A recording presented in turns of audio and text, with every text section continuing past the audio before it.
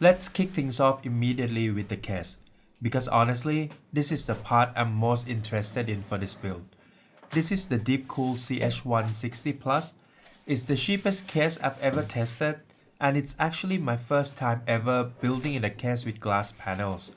I'm actually a bit excited, even though this case is physically larger than the Mini-ATX builds that I'm used to. The fact that it's glass changes the game completely. I cannot hide my cable shame anymore. The challenge here is going to be totally different.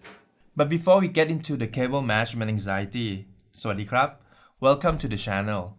Just a quick heads up, if you're new here and you browse my channel, you see that pretty much all my content is in Thai. That is my main language. But for this video, I wanted to try something different and do this one in English to reach more of you guys internationally. And obviously, English isn't my first language.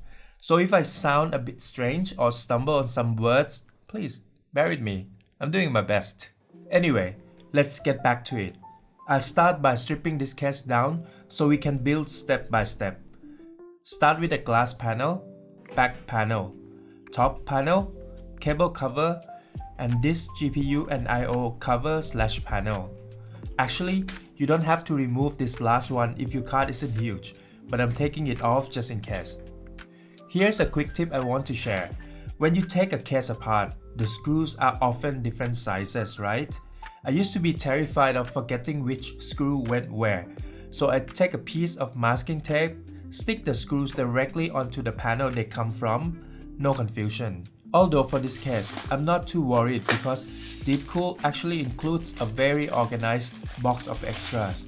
And since I'm building this without any SATA SSDs or hard disk drive, if I remember correctly, I barely touched the extra screws at all. You also get a front fan bracket in the box. This is optional. It totally depends on the airflow setup you're planning. For the motherboard, I'm using the ASUS ROG Strix B860i. Now I'm going to be honest, I do not recommend you use this board for this case. Reason 1, it's expensive. Reason 2, this case supports Micro-ATX motherboard. I really think if you build in this case, go mATX. It fills the space better, it's cheaper, and it's way easier to find white mATX boards. But I bought this a long time ago. It was sitting on a shelf and I figured once the cooler is on, you won't see much of it anyway. I'm pairing it with an Intel Core Ultra 5 245K I had left over. It fits the concept of this build perfectly. Not too expensive, great productivity, and solid 2K gaming. RAM.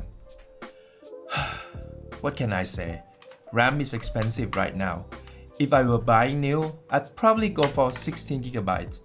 But I bought this Clef Bolt V kit quite a while ago, so we're using it. It fits my plan to avoid excessive RGB anyway. For the SSD, even though the board supports Gen 5, I don't think it's necessary. My existing Samsung 990 Pro is Gen 4, and it's still plenty fast for real-world use. DeepCool case, so let's use a DeepCool cooler. This is the AK500G2. It fits my not so much RGB theme and the price is friendly. Even though the CH160 Plus supports a 240mm AIO, I think this big air cooler looks surprisingly good. It makes the build look dense and full. And if you look closely, I flipped the fan to pull air in from the rear. I'm trying a specific airflow experiment for this build that most people might not do. Let's start building. Power supply first. The CH160 Plus supports SFX, SFXL, and ATX PSUs up to 140mm. Now SFX lets you mount a 140mm fan in the front, which was my original plan. But since I'm using a tiny ITX motherboard, an SFX PSU would leave a massive awkward gap in the case. It just wouldn't look balanced. So I grabbed the Corsair RM850E. It's an ATX unit, fully modular, at a reasonable price, and the cables are great. Not too stiff, not too soft. I'm pre-plugging all the cables I need before sliding it in. And for the PSU fan, I'm facing it forward to pull fresh air from the front. Board goes in next, and as you can see, because it's ITX, there's quite a bit of empty space. If I had used an SFX PSU, this would look really empty. Now the rear fan. I'm installing this as intake to feed fresh air directly into the CPU cooler. Quick note, the rear pattern has holes, but they aren't fully universal. You can slide the fan up and down, but you can't align it perfectly with the CPU cooler heatsink without modding it a little. It's not a big deal though. Since this is now an intake and there's no dust filter included for the rear, I slapped on a dust filter just for peace of mind. We're almost there. I mounted a top fan as exhaust, but I forgot to mention, I also squeezed a 120mm fan in the front under the PSU as intake. So the airflow plan is intake from front and rear, exhaust out the top. Before we put the GPU in, let's manage these cables a little bit. Trust me, do it now. The GPU cables hang down anyway, so we don't worry about those yet. This case actually has a secondary bracket up top where you can stuff a lot of the cable mess. It's surprisingly forgiving even without a back chamber. Front panel connects, USB connects, and since the GPU isn't massive, I'm putting the front panel back on now. Which GPU? We're going Team Blue. This is the ASRock Steel Legend Arc B580. Honestly, I already had it, and it's the only white GPU I own. It fits the budget concept, plays 2K games well, and critically, I wanted a GPU that had some lighting on it to add color to the case since we don't have RGB fans. This fits the bill. GPU in, final cable touches. My philosophy for this build is embrace the cables. I'm trying to make them look natural. We don't need to hide everything perfectly. We just need it to look organized and deliberate. I do admit, if I had used a Micro-ATX board, this 24-pin connector would have been right next to the PSU and look much cleaner. But then we work with what we have, right? Top panel back on, and I removed the top dust filter by the way. Since it's exhaust, we don't need it choking the airflow.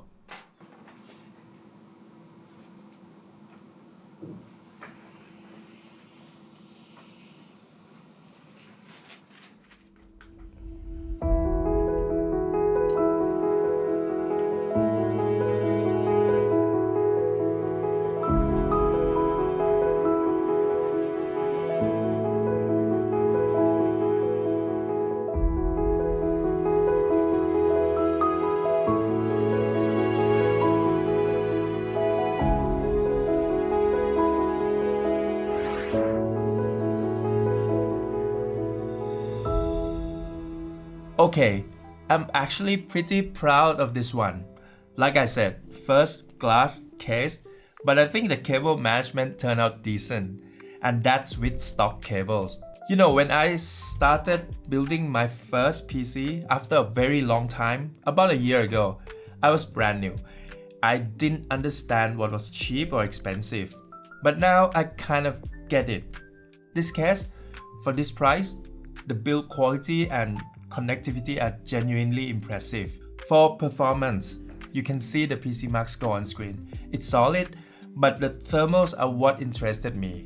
With my rear intake plus front intake sandwich in a 25 degrees Celsius room, the 10-minute Cinebench test showed the CPU max at 75 degrees with an average of 70. This is very comfortable. For the GPU, the Steel Nomad stress test showed 99% stability with a max temp of 65 degrees.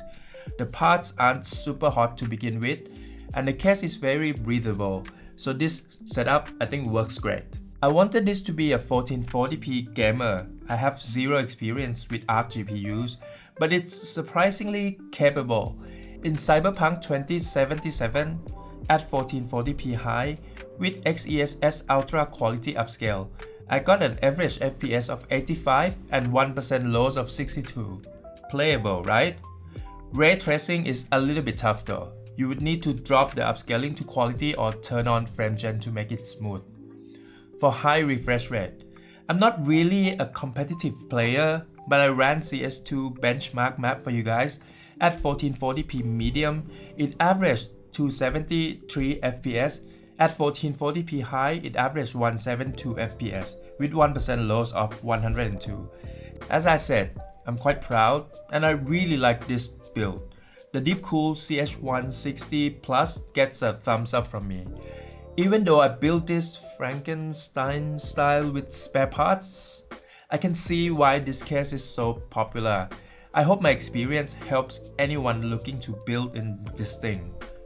And one last request, since this was my first time doing a full video in English, I really want to know what you guys think.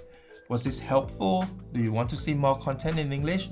Please let me know in the comments below. It really helps me figure out the direction for the channel moving forward. If you enjoyed the Embrace the Cables vibe, hit that like and subscribe. As for the next case I'm going to build in, it's either going to be the biggest one I've ever done or the smallest. Stay tuned.